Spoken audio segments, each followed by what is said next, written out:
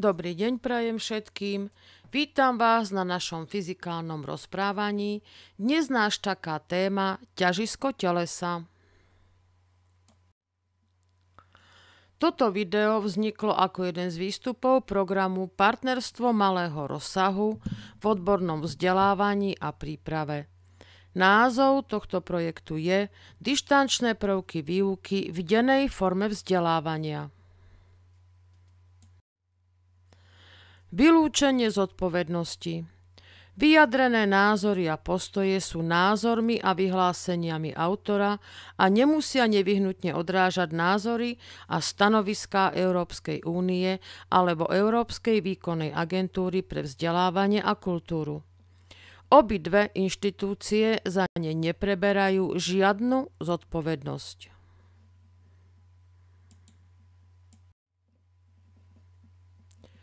Komu je tento materiál primárne určený? Študentom stredných odborných škôl technického smeru. A teraz k našej téme. Obvyklá zábava študentov je hojdanie na stoličke. Už si z nej niekedy spadol? A vieš prečo? No dôvodom je, že si bol v tzv. Polohe vratkej a výslednica síl, ktorá na teba v tomto okamihu pôsobila a tvoje ťažisko smerovali mimo teba aj stoličky.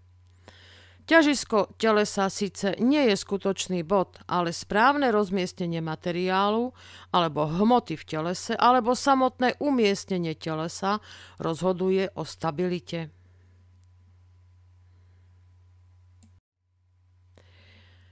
Na ukážku mám niekoľko žiackých prác, ktorí vytvorili telesa, kde na prvý pohľad sa zdá, že dané predmety by sa mali vyvrátiť a spadnúť. Ako si ukážeme, tak nespadnú, pretože ťažisko týchto telies sa nachádza presne práve v bode podopretia daného predmetu. Takže čo to je ťažisko?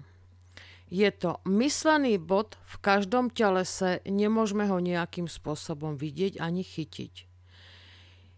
Je pôsobiskom výslednice jednotlivých čiastkových síl, ktoré pôsobia na teleso. Ako ho teda nájdeme? Nájdeme ho tak, že skladáme čiastkové sily. Čiže si predstavíme teleso rozdelené na malé časti. Na každú časť pôsobí nejaká malinkatá gravitačná sila. Začneme jednotlivé sily navzájom skladať a hľadať ich výslednicu. Postupným skladaním samotných výsledníc a týchto síl dostaneme výslednú gravitačnú silu, ktorá pôsobí na dané teleso a vyjde nám v tomto telese bod, ktorý sa teda volá ťažisko telesa. A do toho sa umiestňuje výslednica gravitačných síl.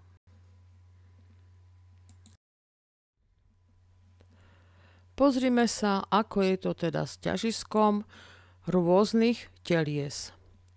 U rovnorodých pravidelných telies platí, že pravidelné telesá majú geometrický stred súmernosti a ťažisko T je na tejto osi, čiže leží v strede telesa alebo v priesečníku uhlopriečok. Pozrime na kváder, valec. No a u gule je samotný stred gule. Ako je to s ťažiskom u nerovnorodých, čiže zložených z rôznych materiálov, telies alebo nepravidelných telies? Ťažisko takýchto telies leží na priesečníku ťažníc. Ukážeme si, ako zistíme. Máme nepravidelné teleso, urobíme tzv. Voľný záves a do tohto miesta alebo v rámci voľného závesu nakreslíme si zvislú čiaru smerom zvisle nadol v smere gravitácie. Potom si dané teleso premiestnime na iný ľubovoľný bod, opäť urobíme voľný záväz a zaznačíme si zvislý smer smerom zvisle nadol. Priesečník týchto dvoch čiar nám dáva ťažisko daného telesa. Ako je to v dutých telesách, ako je napríklad obručka, valec, potrubie, medzikružie, lopta. Ťažisko leží uprostred, mimo látky telesa. Opäť, ako nájdeme, urobíme voľný záväz. Stačia nám dvakrát urobiť voľný záväz a priesečník ťažníc daného predmetu je ťažisko telesa. Čiže ešte raz, ako nájdeme ťažisko ľubovoľného telesa, ľubovoľného tvaru, treba urobiť voľný záväz, stačí 2 body a priesečník ťažníc nám dáva ťažisko daného telesa.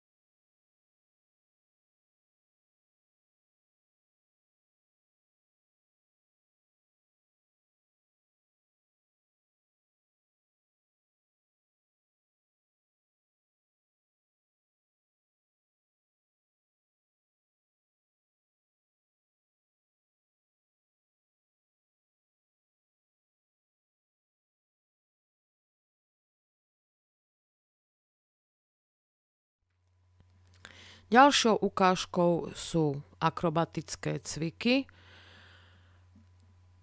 Platí, že ak sa budeme na týchto dvoch akrobatov pozerať ako na sústavu dvoch telies, tak pomyselne vieme nájsť ťažisko tejto sústavy tak, že spojíme najkrajnejšie body týchto dvoch akrobatov a v strede, keď urobíme uhlopriečky, tak v strede uhlopriečok sa nachádza aj ťažisko tejto sústavy a preto táto zostava je stabilná. Chodenie po lane je ďalším príkladom, ako udržiavame rovnováhu. No, rovnováhu udržiavame tak, že vlastne rozťahujeme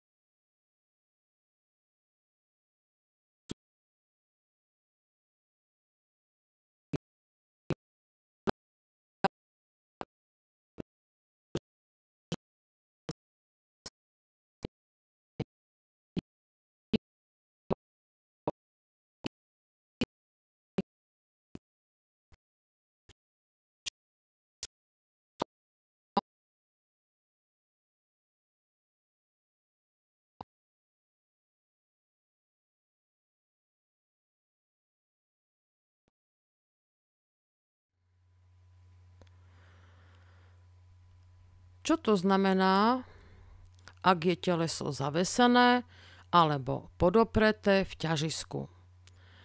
V prípade, že je zavesené alebo podopreté v ťažisku, znamená to, že dané teleso je v rovnováhe, je v pokoji a nespadne. Pokusy môžeme sami urobiť, poznáte to, ako nájdem ťažisko ceruzky, položím si na prst a keď nájdem to správne miesto, tak vlastne mám ceruzku podopretú v ťažisku a táto mi nespadne z prstu. A tu je ukážka práve zostavy korková zátka, pohár, dve kovové lžičky.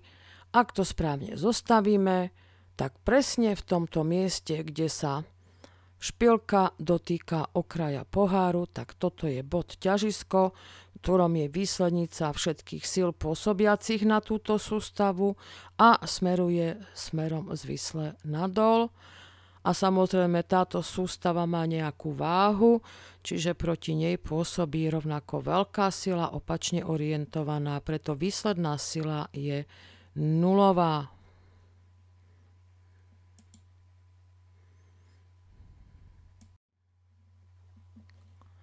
Ako je to v prípade tejto sústavy telies?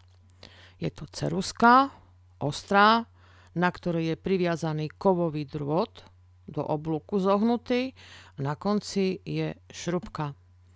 Ak to správne urobíte a postavíte na stôl, tak dokonca táto ceruzka bude takto sa otáčať po stole a bude to stabilné a môžete to postaviť nielen na stôl, ale na ľubovoľné miesto, kde si zmyslíte, vyskúšajte. Ako to teda je s takouto sústavou telies? Ak si na túto sústavu nakreslíme koncové body, spojíme, nakreslíme si obdĺžnik, tak v priesečníku uhlopriečok tohto obdĺžnika sa nachádza ťažisko telesa. Viditeľne toto ťažisko telesa je mimo telesa, ale napriek tomu je táto sústava v rovnováhe, je stabilná, pretože gravitačná sila pôsobiaca na toto teleso je v rovnováhe so silou, ktorá pôsobí proti gravitačnej sile. Čiže výsledná sila je nulová.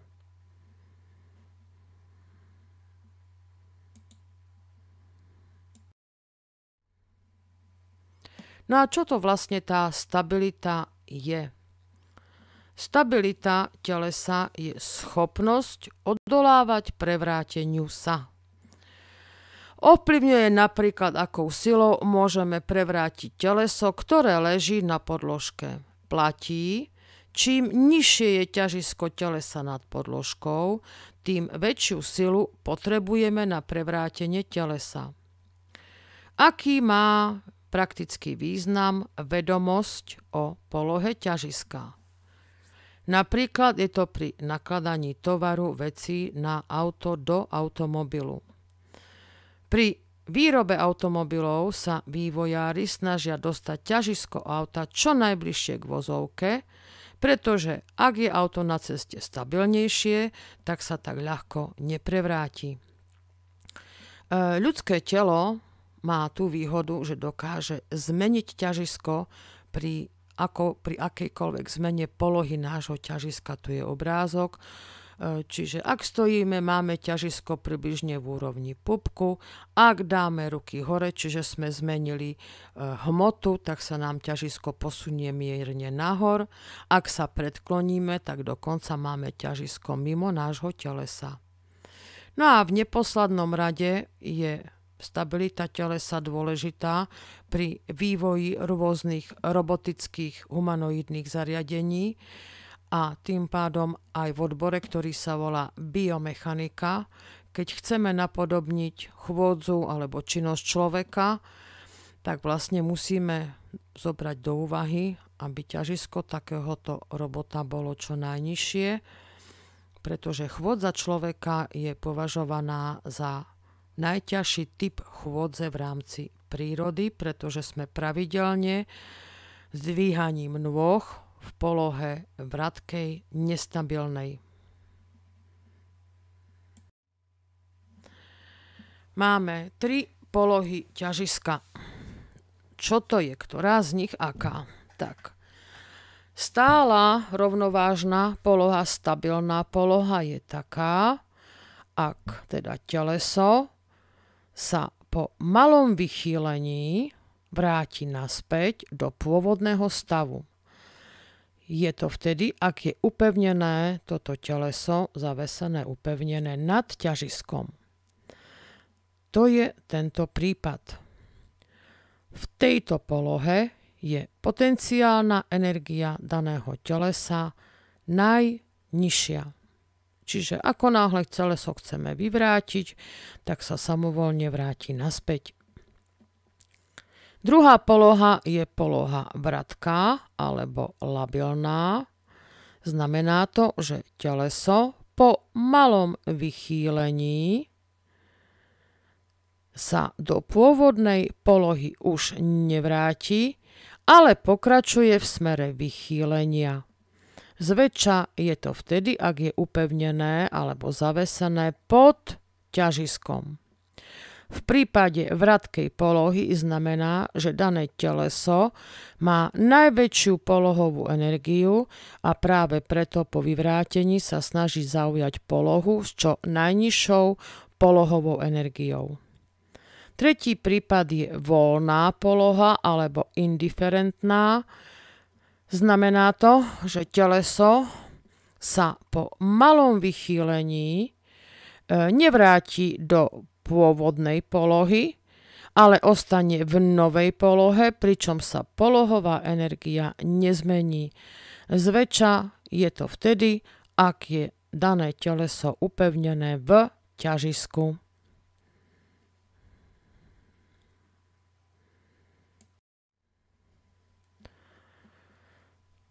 Ďakujem autorom literatúr, ktoré som použila pri svojej práci a môžete si svoje vedomosti rozšíriť na iných vzdelávacích portáloch. Na záver sa chcem poďakovať vám všetkým za pozornosť a dúfam, že vám materiál bol k úžitku. Prajem pekný zvyšok dnešného dňa.